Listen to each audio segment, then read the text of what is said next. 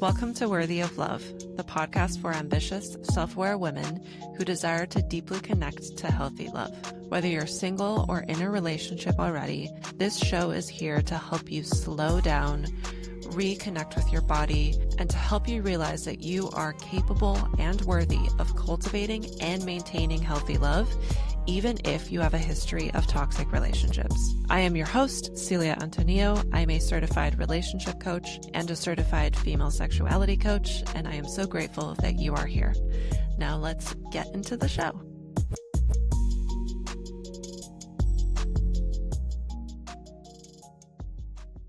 This is a part 2 episode with Sofia Ejaz, who is a certified nervous system regulation and life coach. And in this episode, we went a little bit more deeper about why nervous system regulation is important, what's possible when you lean into nervous system regulation, what it even means, like what are you physically actually doing?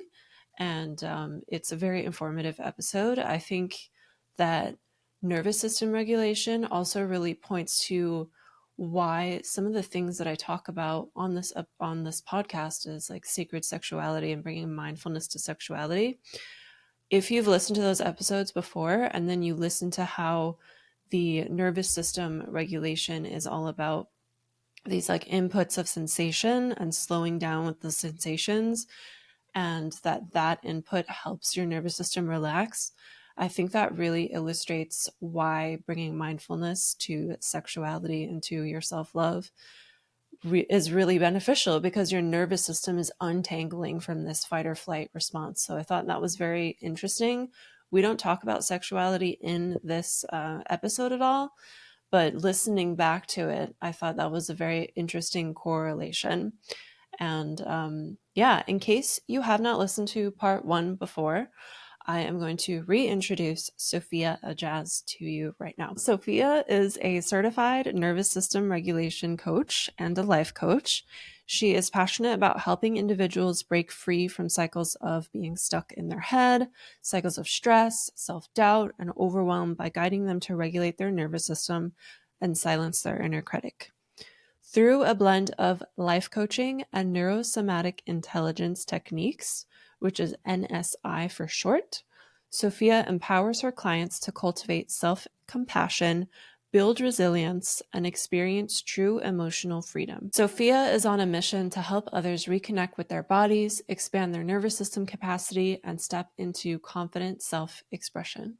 So maybe you should repeat what you said. So yeah, I had this coach come up to me and she went through my whole list of I gave her a document of what I do, and what she picked out was I use nervous system regulation to help people regulate emotions. I was like, oh, I did not even realize I was doing that.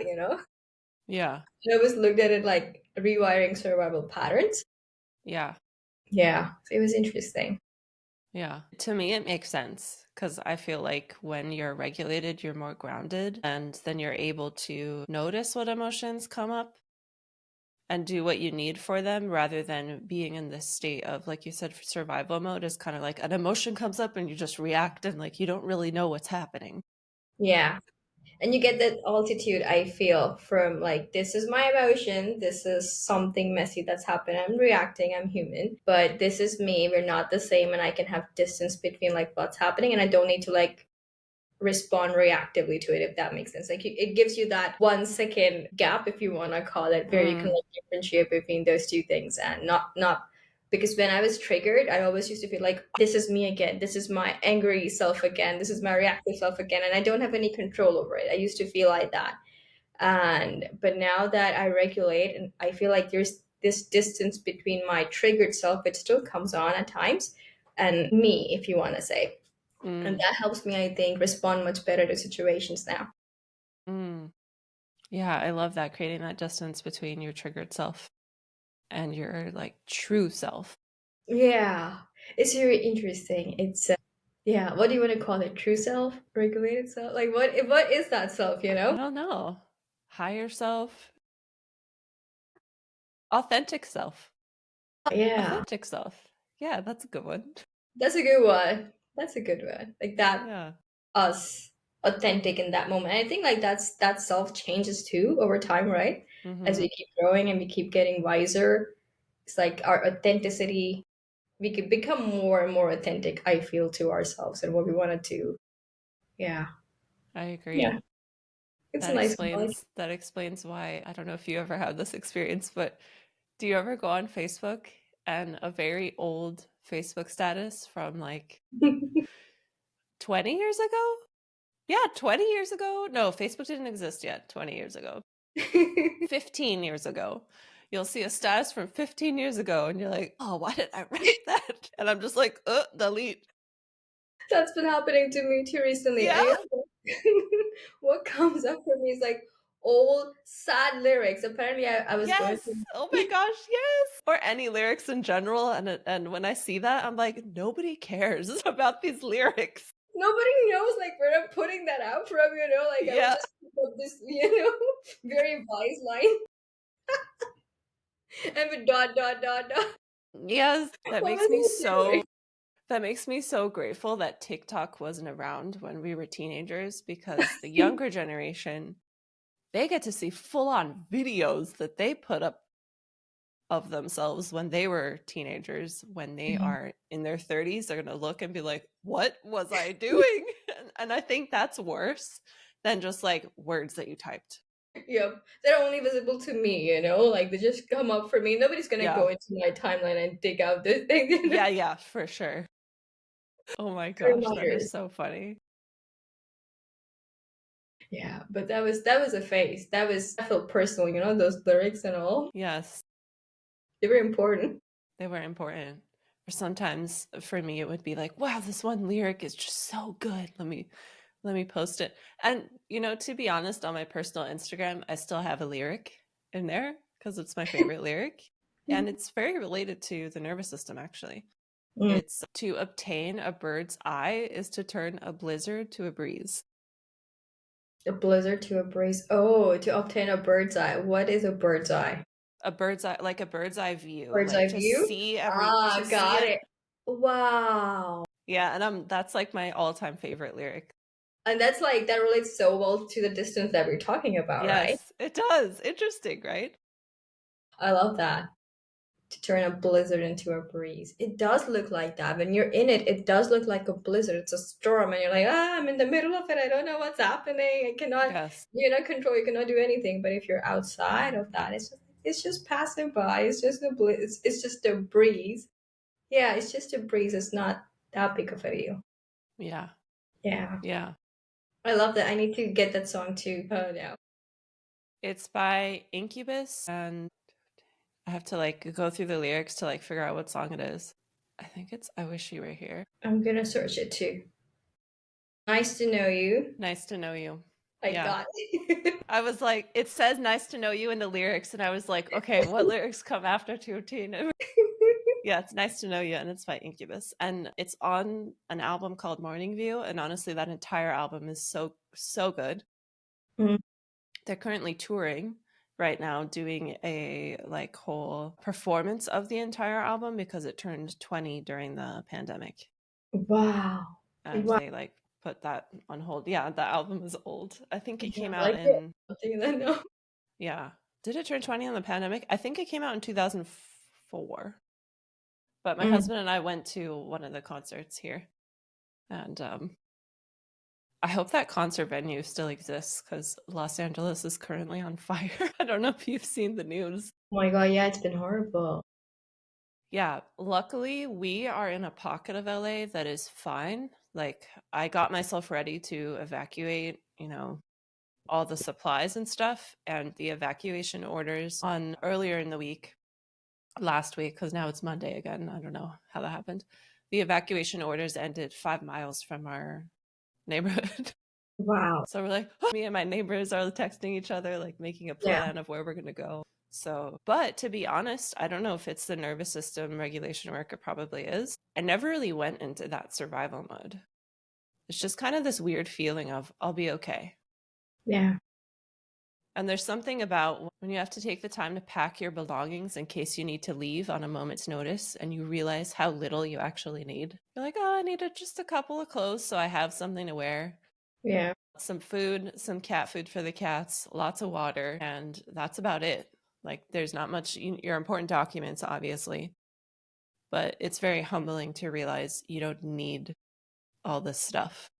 Even photographs, all the photographs are backed up on a hard drive, digital somewhere. And I packed the hard drive. That's all your life. It can fit Yeah. in a bag in a suitcase. Yeah. I think, yeah. I've been thinking about those things too, but I will tell you those things later. Yeah, so with this piece of how we just talked about creating distance, I think that speaks really well into why nervous system regulation is important. And I would love for you to speak more on that because you mentioned that was something you wanted to talk about today. Yep. So nervous system work is something that really, really helped me first get aware that I'm in survival loops, and that give me some control, if you want to say, over my triggers.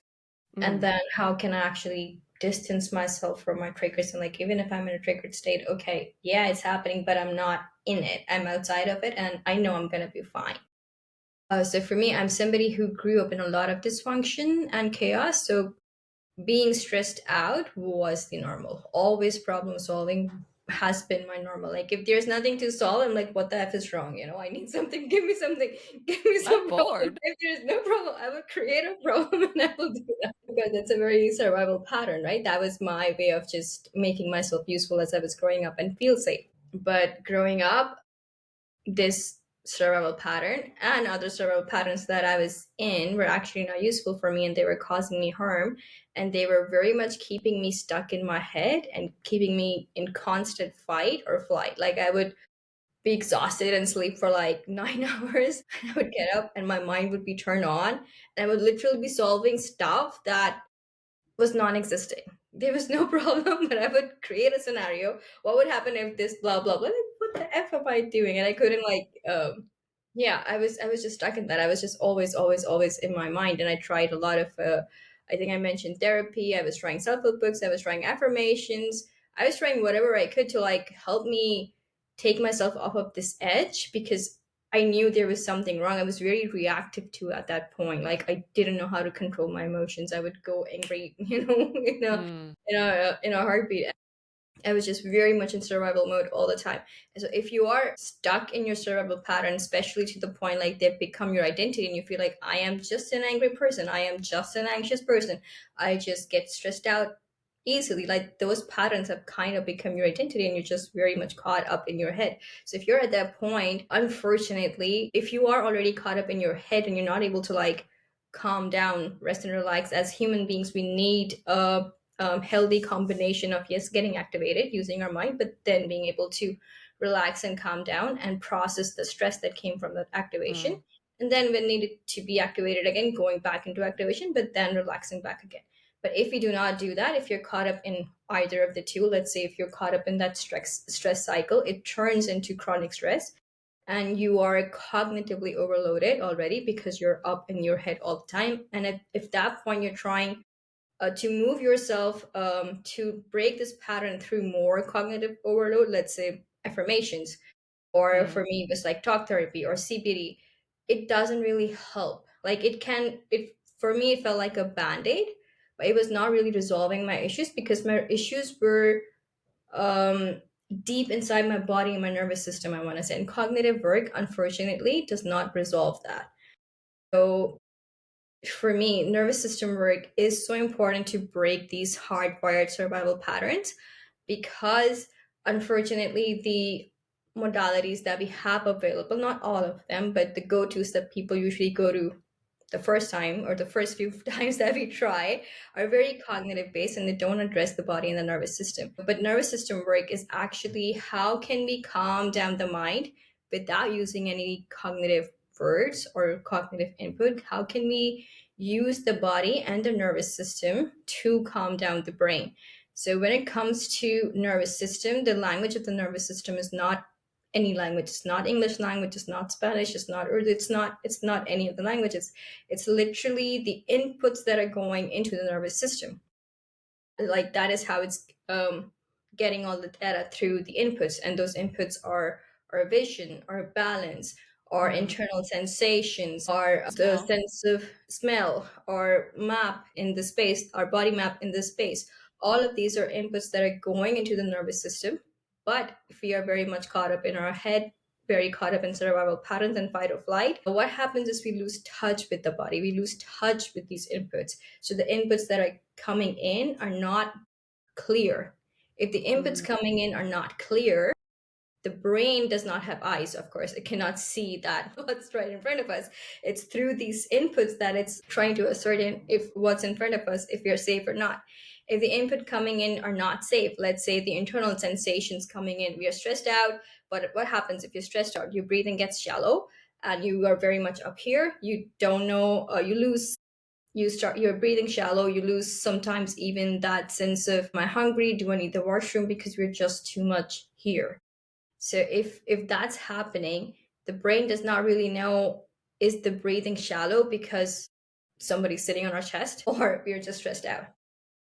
We are up here, we don't have the map of our foot clear. The brain does not know if our foot is in the mouth of a lion, Oh my gosh. it doesn't know. Is that a threat or no? It doesn't know. But if it's not getting the input, it's going to say, oh, the input is not clear, something is wrong, a threat response. And that could be stress, anxiety, lack of sleep, lack of focus, so on and so forth. And that all is happening because we're not getting clear inputs. So if we can, instead of like, let's say we are very much caught up in the head and we are stressed out, and we are like then trying to say, hey, calm down, you see everything is okay, just calm down and everything will be okay. It doesn't really work because cognitive input is not working at the time. You are too stressed out already. You really need to like go at the level of the body and give input to the nervous system so the brain can automatically go, oh, I see the foot clearly, we are safe, our breathing is better, we are safe, oh, we can feel the diaphragm, if you're safe. So you don't have to go and say, hey, we're safe, and try to convince and go in that tug of war, Mm. or like, see all the things around you, oh, you're safe. I have done those exercises too, but they really, again, they scratch the surface, but they really don't go deep. But if we can go at the level of the nervous system and don't try to convince the brain that we are safe, but show like hard Mm. evidence. Here is the foot. Here is the breathing. Yeah. The brain automatically can feel safe. So, and how the brain and the nervous system is working is inputs are coming in, right? And then the brain's major job is to process and determine, are we safe or not? If it feels we're not safe, if the inputs are not clear, it's gonna say we're not safe. It does not know why the inputs are not clear. It doesn't have that capacity. If the inputs are not clear, we're not safe, stress response, threat response. So that could be chronic stress, pain in the body, disease, lack of focus, lack of clarity, just being on edge, so on and so forth. All the icky behaviors that we don't want to have, most of them are coming because the nervous system is so dysregulated, and our up regulation and down regulation is so out of sync. So yeah, and then like we are stressed out, and that stressed out, like the input is not clear, we're getting an input of lack of focus, let's say, and that lack of focus output then becomes our input. So the brain is like, oh, why can we not freaking focus, what's wrong? And then the inputs are not clear, and the brain, the nervous system goes into this loop of unclear input, not safe output. The output then of not safety becomes the input, and it keeps going in this Mm. cycle over and over, to the Yeah. point is like that, it Mm-hmm. feels like that's our identity, but that's really not the case. We just need to be able to like break the loop, and we do that like at the level of input, give ourselves a clearer input so the brain can process without any cognitive input. Yes, we are safe, and we get better outputs of more focus, better sleep, better productivity, less pain, so on and so forth. And then that output again becomes input, coupled with hopefully clearer inputs. We can break this cycle, and we can like break our patterns and like retrain the nervous system to really foster true safety, authentic safety in our body, where we're not having to like convince ourselves all the time that Yeah. we're safe. Yeah. Yeah. Oh my gosh, I love this. So, I'm going to mirror back some things just to make sure I understand it and to like double highlight it for the people that are listening. So, firstly, you're saying that this up and down regulation of like being in stress or like fight or flight, and then being in that rest and digest, like that oscillating between the two is natural and important. Yes, exactly. We're always on a continuum of, we're always doing these things. So, on one end we have fight or flight, on the other we have rise to digest. So we're always moving between those. There's no other state. Yeah. So we are supposed to be modulating between those two Yeah. easily and healthily and not getting stuck in either of them. Okay. That's literally like healthy nervous system regulation, if you want to say, like, that's the goal, being able to go into rise, rest, and digest, then being able to like come up, and get activated, and then come down to rest and Uh-huh. digest. So we know that when we're too activated, it becomes like chronic stress or chronic anxiety. What if we're too downregulated? Is that a thing? Yep, that happens too. So if you go into chronic Okay. fatigue, you go into Chronic exhaustion. fatigue. Okay. That makes Yeah. sense. Yeah, so chronic fatigue, exhaustion. I had a shutdown. Like, I think we talked about that earlier. I was in my bed for days and I had no idea what was going on. I would just get up to eat. I would listen to podcasts. I was like, okay, fine, this is my life for now. And I had no idea what was going on. But that was like my breaking point. So my stress level rose to the point that I just couldn't take more. And my body had to force a shutdown on me and put me in a down regulation. Okay. Okay. And then another part of what you said was that our brain doesn't have eyes. Our brain is receiving messages from the outside world, whether or not we are safe, from all five of our senses, from sight, from taste, from touch, from smell, Yep. And you can add sound, to that. Yep. And you can like add to the senses like our internal sensations that internal are being carried. sensations. Yep. And the map of the body, like where we are in space, the balance part. Yes. And that, I think that's an interesting one, the map of the body where we are in space, because when we come from dysfunctional families, or even if we're just someone who has a high stress job, someone who's very ambitious and always hustling, we get used to being in the head and then we don't really feel the rest of our body anymore. And when we come from dysfunctional families, we learn it's safe to be in the head and to not feel the body. So then we don't even really realize that we can't feel the tips of our toes. Yeah. And then that's adding to the nervous system going into that loop thing that you were talking about. Yep. Yeah. So the Exactly. loop thing as well is the brain is getting an input that it's not safe because it can't feel your toes or whatever it is. And then it's getting that input and it's like, I'm not safe. And then the output can be like heightened heartbeat or something. And then that's the output. And then that output is giving even more input that you're not safe. And it just keeps going.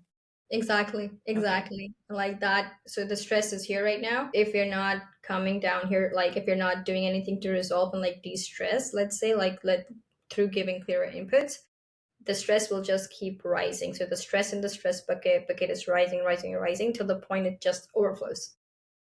Because that looping is happening, the looping is happening, and the stress is getting bigger and bigger and bigger to the point something detrimental happens.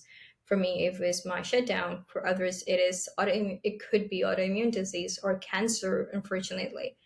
um Yeah. yeah. So shutdown, thank god. I feel like it was a shutdown, I could handle that. Yeah. Okay, so I hope I reflected back all of the points that you said. I think that was all of it. I think so too. Yeah. Yeah. Okay, so now that we're at that part where we talked about that loop and breaking the loop and the inputs, what exactly do we do to break that loop? And like, how do we give our body an input that gives it the message that you are safe? Amazing. I love that question. And what we're doing is we're going at the level of the input and giving it concrete data through using our drills and our tools. So let's say if we're doing a body map exercise, what we can do, like we're trying to like give clear input for the map of the body in space. So I've done a few drills with you already, so you know that, but let me see if I can find. I'm gonna use this tissue. You can like use a clot too, right? So let's say if you're trying to give the brain and the nervous system clearer body map. So what you can do is like literally use like a we're doing drills. So Like a one of the drills scrunchie, is like, yeah. a satin scrunchie. It feels nice. So what we can do is like not use a barrier. So I'm using a tissue. You can use cloth, you can use brush, etc., etc. And we are mapping let's say our hand. And if you can close eyes and like not look at the hand, that's even better because you're trying to build a map of the hand through the sensations. So if you don't look, that's even better. And we're If just someone's not literally watching the video, can you explain what mapping a hand is? Like, what does that mean? right. So the brain has a map of the body like 24/7. It needs to know where we are in space, and if we are too stressed out, that map can get blurry. So through mapping, what we're trying to do is using an external object like a cloth or a brush or a tissue paper, and not using the sight to map the hand, but the sensation that comes when you're rubbing an external object on the hand. We're trying to map the hand through these sensations and just being curious and going, oh, this is what my left hand feels like. This is what my pinky finger feels like. And just giving the brain very clear data that this is what the hand feels like, that the hand is on us. It's not still attached to the body. And not having to say to the brain that we're safe, you're literally giving data to so that it can feel that it's safe. It's concrete evidence for it to feel that it's safe. It doesn't have to guess what's happening. So this is one type of like input training or like giving clearer inputs. Like this, we have more drills. Most of them that are based on the body. Some of them are for vagus nerves. Some of them are like for cranial nerves that we are using to give clear inputs to the nervous system so the brain can really see, feel that it's safe, that nothing wrong is happening. And that is how basically we are training the nervous system through giving clearer inputs using these drills. Mm, that was nice. I was like It still was nice, rubbing, like right? off I like it camera, too. rubbing my hand with the scrunchie. And like you cannot see, like under my table, I was like doing my foot waves. Ah, Foot waves is like another drill that we do to like map the foot again. So I was like doing a drill under the table because it helps me feel grounded. Like right now I'm activated, which is amazing, but I also want to be here. So I'm like doing my mhm. drill under the table. Nobody knows, but my brain knows, yeah, we are safe. Yeah. Yeah. These are really cool tools to have in someone's toolbox as someone who's had sessions with you. Like it's like an actual physical thing that you can do in a moment of distress that Exactly. helps. Yeah. Yeah. And like you don't have to the thing when we're stressed is we are stressed, and most of the times it's a cognitive overload, and we're trying to solve that stress by overthinking. So putting more cognitive overload Yeah. to solve that cognitive overload, most of the time it does not work. It does not work. So it's really important, like in those moments of stress, to not try to solve it through cognitive overload. And I think these drills come really handy at that point because it's not cognitive. Like if I'm stressed out, I'm like, oh, okay, I'm gonna go. Like we have a bag breathing exercise. I'm taking my bag. I'm breathing, Hmm. and I'm doing that till I feel like, oh, okay, I'm out of that trigger, if you want to call, and then I can be like, oh, okay, what's happening? Hmm. So yeah, I love these. So I have like a piece on my refrigerator as well. So if I'm too stressed out and I don't know what to think, like what drill to go for, if my brain is going which drill to do or just it's just blanked out, I will look at that paper. My drills are there. Let's go. That's a good idea. Yeah. You can try that. Yeah. Yeah. I usually do the foot mapping thing that we did in our sessions. So It's it's like really the nice. same thing we did with the hand, but with the foot for people who are watching. I think what's also another common tool to go to, except for giving us more mental overload, is taking deep breaths. I feel like that's like universally known as I need to calm down, let me take a deep breath. And that works. However, sometimes, I don't know if you've felt this, sometimes there's so much cognitive overload that when you're taking the deep breaths, you're not really fully grounded as you're doing it. Like it doesn't help all the time because it's hard to really be present with the breath. You're just kind of, as you're breathing, you're still doing the overthinking. Exactly. Yeah. It's Yeah. like I feel like it's very hard to be present if you're stressed out. For me, it's very hard Yeah. to be because I'm triggered, I'm dissociated. Like my stressed out thing is I go into dissociation, I'm overthinking. So And I'm very good, like I have a fun response. I don't remember if we talked about it. So I'm a very good people pleaser. So I can breathe deeply if you want to tell me to breathe, and I can, to get that check mark, but I'm not really here. Hmm. I'm not really in my body. Yeah. So for me, like the drills work really well because um, they're going at the level of the nervous system and really resetting me at that point, at that level. So it's really, really helpful. Yeah. Yeah. I want to check the bullet point list because we to see if fawn response if we talked about it last time. I think we did a little bit, right? The authentic, like authenticity and connection. Do you want me to read you the rest of the takeaways? Because we read the first one and then that like set off our conversation, and I was like, let me record. Sure thing. I love Okay. how organic these conversations are, and like Yeah. whatever comes, and like that's amazing. Actually, I like to like just talk. I'm Hmm. not good if I have to like look at the screen and like give you an answer that I have on the screen. It's good too because, in my opinion, like it really shows that you really know this stuff. You really know this nervous system regulation topic, and you really know how to hold people through it and how to help them because you can just freely talk about it rather than needing to rely on any pre-decided questions or pre-decided notes or anything like that. So, good Thank you. job. You're welcome. Okay, so some of the other ones we talked about was cultural influences can significantly affect perceptions of therapy. I remember talking about that. Understanding complex trauma is crucial for healing. Shame can lead to inflammation in the nervous system. That's interesting. But this is all stuff we talked about already. So maybe this isn't helpful to read. Healthy relationships reflect our patterns back to us. Setting boundaries is a form of self care. Hmm. Yeah.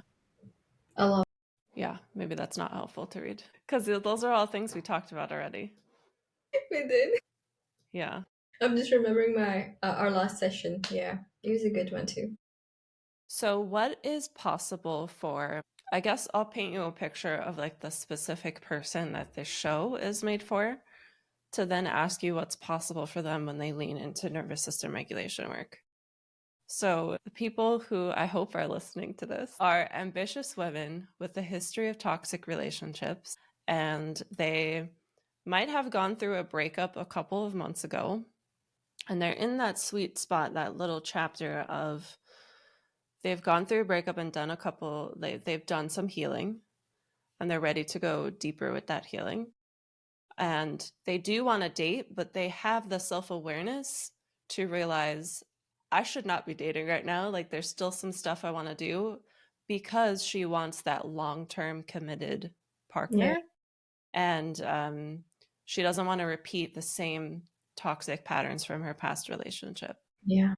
So for a woman like that who's listening, what's possible for her when she leans into nervous system regulation work? That I love that question.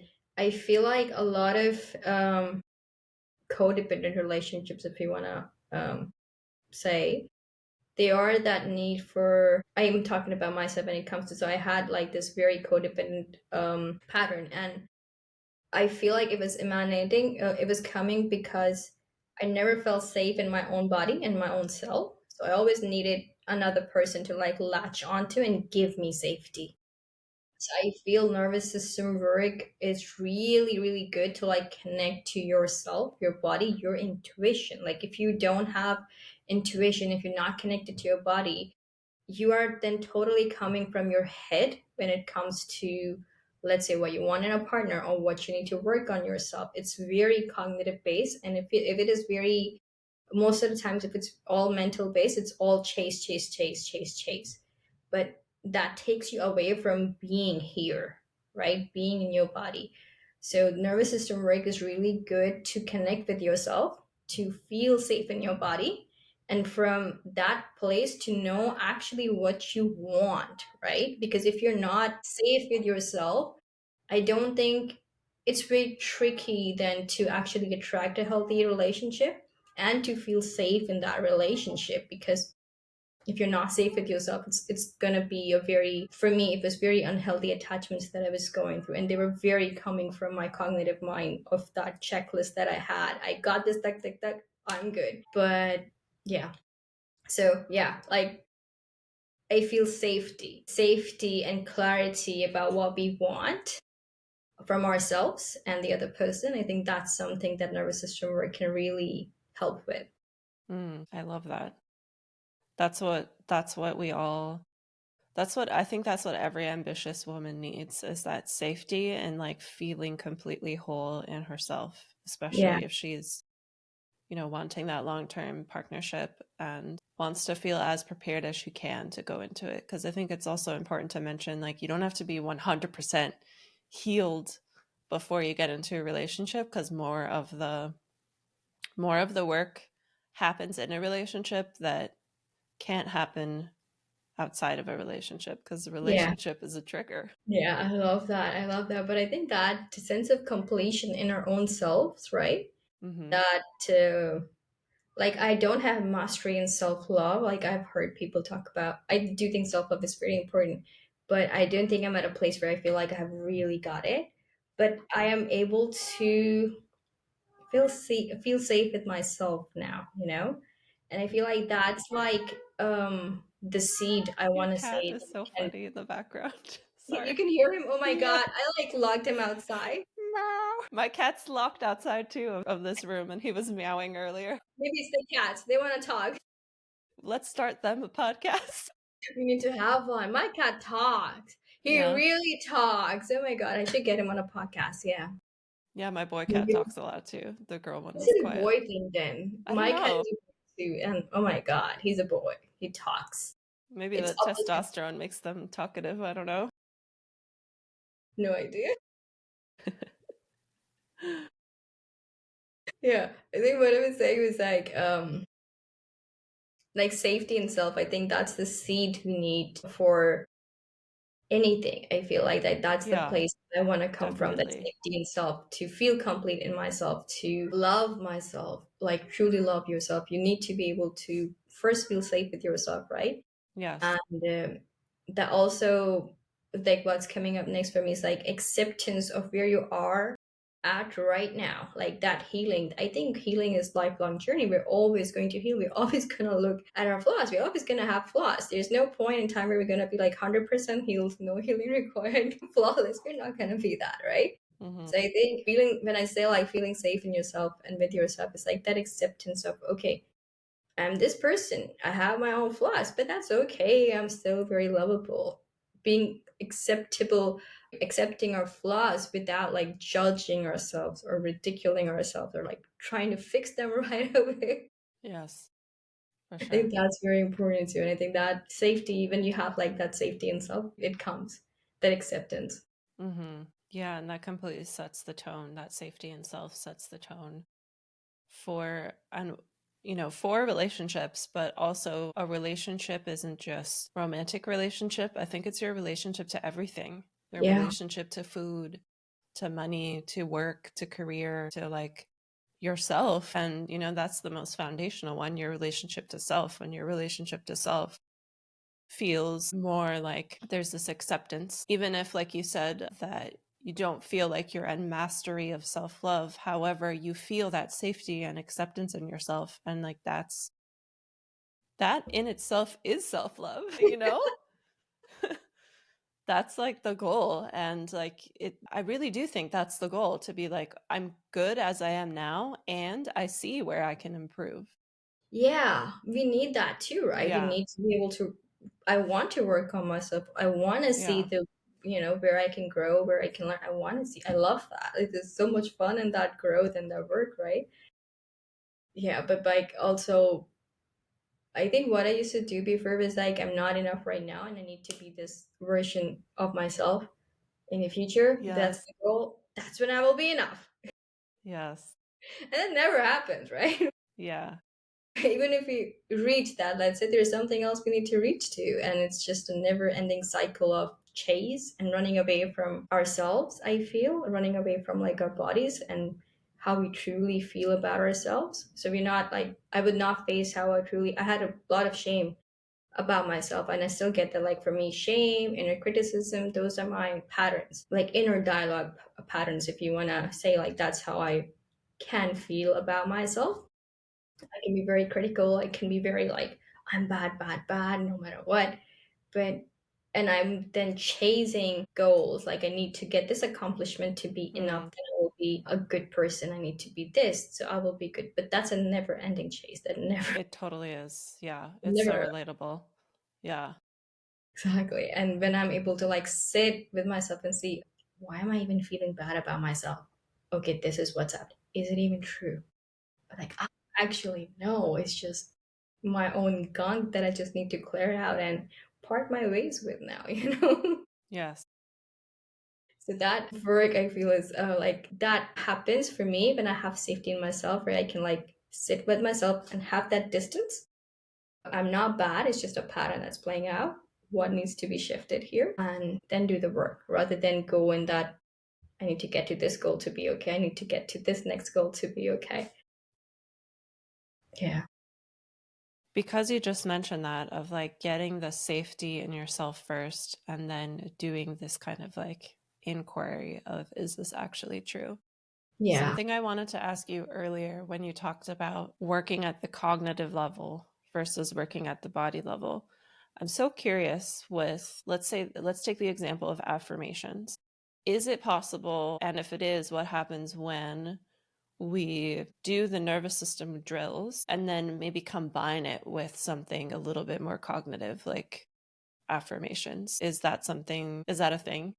Yep, totally. I feel like so we do a little bit of cognitive work when we're shifting limiting beliefs, but when we're doing that cognitive work, we have a certain level of safety already in the body. So with my clients, like we already do some sessions before where we're just focusing on the safety, and then we go into like cognitive work. And even with the cognitive aspect, we first make sure that we are in that session. Let's say we first make sure we're safe in the body, and then we go towards, okay, what's happening, like with that inquiry thing. And then I help my clients to like come up with a belief that is more empowering to them. And again, throughout the session, we're checking in with the body to see, is that new belief that we're coming up with, is the body actually behind it or not? So Mm, if you have affirmations that your body and your nervous system is actually behind, doing the drills, doing that affirmation, it's very powerful. And like your body actually, so what's the problem with affirmation? Is like you are saying affirmations without knowing if that's the affirmation for you. Especially if you're just in the mm, cognitive. A lot of times what we're doing is we see, affirmations and where money loves me, and we're just repeating it, repeating it, repeating it.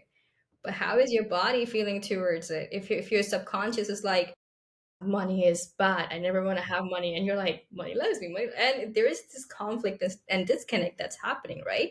So that affirmation is actually not good for you in that point of time. So affirmations are good, but they need to come from the level of the body and the nervous system, again, so your subconscious is not repelling the thing you're putting in.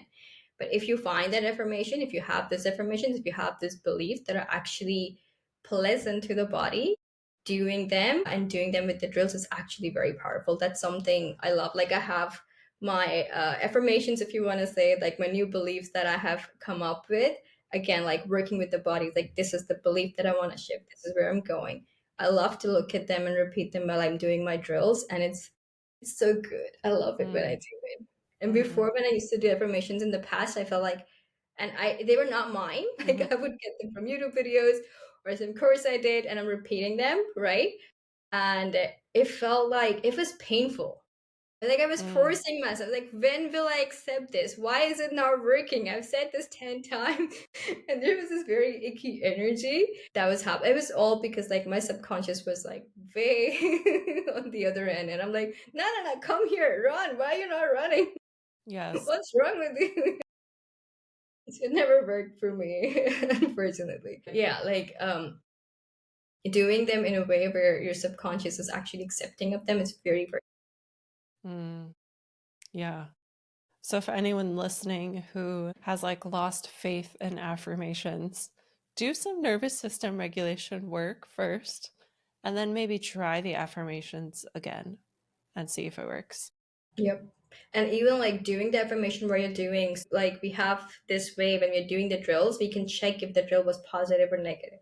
So doing the Yeah. drill, checking after the drill, if the drill was negative, that means your body is not behind that affirmation. So you have like that clear cut way of knowing if it's working for you or not. Like through this work that we can like literally check and see, yeah, okay, this belief not good for me at this point of time. I will revisit it. Yes. Yes. Oh my gosh, I've loved this conversation. Me too. Yeah. And I know this is a part two, so I've already asked you the closing questions that I ask every guest in our last episode, but I'll just ask one of them to you again, just in case something different comes up. And that question is, what does self-love mean to you? I love it. I remember you asked me last time. I don't remember my answer. But I think self love, okay, I think the last time I said too, it's always changing for me, and it always is. So Hmm. in this point of time, it's that self acceptance because right now, like, so many changes are happening. And I noticed like I had this pattern of like trying to control the situation to keep myself safe against the rebel pattern. Yeah. But now I'm leaning more into now I'm gonna surrender and I'm gonna choose how I am responding rather than controlling the situation. And with that, a lot of self acceptance, if you want to say, of where I am and where I'm going, and not trying to like control. So that is my self love. Like that's how I'm loving myself right now by not controlling the situation anymore and just going, not really going inside, but really surrendering. And in that surrender, I noticed like when I was trying to like control the situation, I was disconnecting with a higher power, God, universe, whatever you want to call. But now I'm leaning more into now I'm safe. I'm gonna be safe. I'm going to figure this out. Like the thing you were saying with the like when you're packing your bag and you're like, I'm okay. It's a Hmm. messy situation, but I'm gonna be okay. So having that I'm gonna be okay and connecting and surrendering to a higher power, for me that's God. That's my version of self-love right now. Beautiful. Thank you. You're welcome. And for people listening, where can they find you or online? Where can they connect with you? And tell us a little bit more about how they can work with you as well. Amazing. So my website is Sophia at the rate Sophia, no, sophiajust.com. So my website is sofiaejaz.com, SOFIAEJAZ.com. You can reach out to me there. And I'm very active on Facebook right now. I'm under the same name, Sofia Ejaz. I have my profile and I also have my group that I think you're going to share the link in the notes, Yes. that you can definitely join in, where I talk more about nervous system regulation, how we can break survival patterns, how we can manage our triggers, how we can feel safe in the body, and so on and so forth. So, and we also, I'm starting like challenges now, like free challenges that you can like hop on. And I think right now the challenges are based around like rewiring the survival patterns and how we can take control like of our daily lives. I feel like we're out of control of our daily lives. Like forget about the future. So it's What's the all name of the about group for the people listening? the rising entrepreneur. So it's based around for business women, entrepreneurs. I feel like our stress loads are very high on the daily because there's so many hats we're wearing, there's so many roles we're having to juggle. And a lot of I feel entrepreneurs are like rule breakers, and they already had like some, I don't want to say trouble, but like difficult, not even difficult, like the stress buckets are usually higher. And so it's geared around those people who are like ambitious rule breakers, who want to do things, who have tried things and have gotten stress as a result of that. So it's for those people, and how you can, it's important to be daring, it's important to be courageous, it's important to take risks, but how we not like break our backs doing those things, because I've broken down so many times in my journey, because I'm that person. I'm breaking rules, I'm questioning the norms, I'm questioning the status quo. So when you're doing that, it's important to keep doing that while being regulated, so we don't, let our stress buckets rise and go into a shutdown like I did, or something worse, god forbid. So Hmm. it's for those people, yeah. Yes. In a Awesome. nutshell, not really. Did you say people with no chill? People with no chill. Is that what you said? No, in a nutshell, In because a I went through nutshell. like this spiel, and I was like, in a nutshell, it's I this. thought you said it's for people with no chill. It can be that too, actually. Yeah, I have like a very much no BS, yeah, strategy going on. Like, Yeah.